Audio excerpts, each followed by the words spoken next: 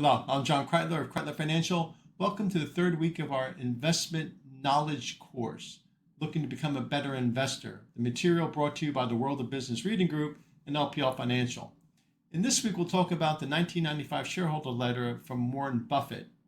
He talked about many companies, but two we'll talk about here, Helzberg Diamonds and GEICO. Helzberg Diamonds was a retailer. Warren Buffett was not fond of retailers, but in this particular case, he was. He looked at the management, the fact that it was a third generation business, and he saw the competitive advantage Helzberg Diamond had. The productivity of sales per store was off the charts. That plus proper management and the fact that the third generation, Barnett Helzberg, his generosity and loyalty to the business itself and to his employees attracted him to him. By buying Helzberg Diamonds, he added to the arsenal of the companies that he has bought in whole for Berkshire Hathaway. An economic moat he talked about in the shareholder letter again talks about the idea that not all moats are created equal, and certainly most of them do not last. In capitalism, there's a fierce competition, supply and demand, and everyone is profit driven. So therefore, most moats, especially for retailers, go away. But a proper moat, one that involves either brand loyalty or some sort of proprietary formula, is very, very important. As it related to GEICO, he talked about the idea that he knew the business.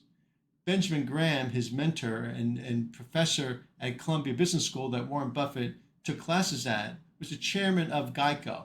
He had bought GEICO shares over time in the 60s, but by the time in the 1970s, he had bought more and more of it through the float of Berkshire Hathaway.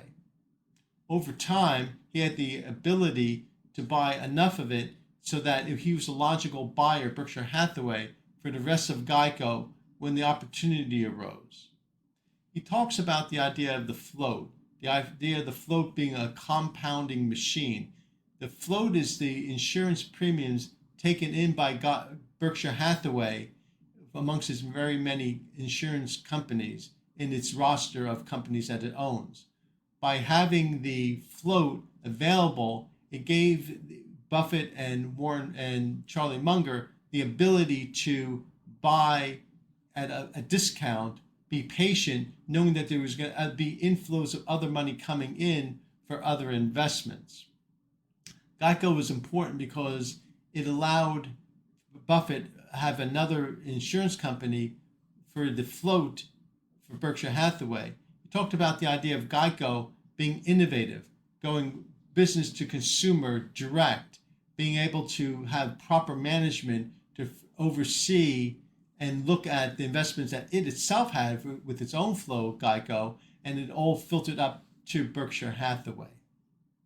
For Class 4, I'd like you to take a look at the 1999 letter, a very important letter by Warren Buffett to a bunch of luminaries and other investors at the peak of the dot-com bubble.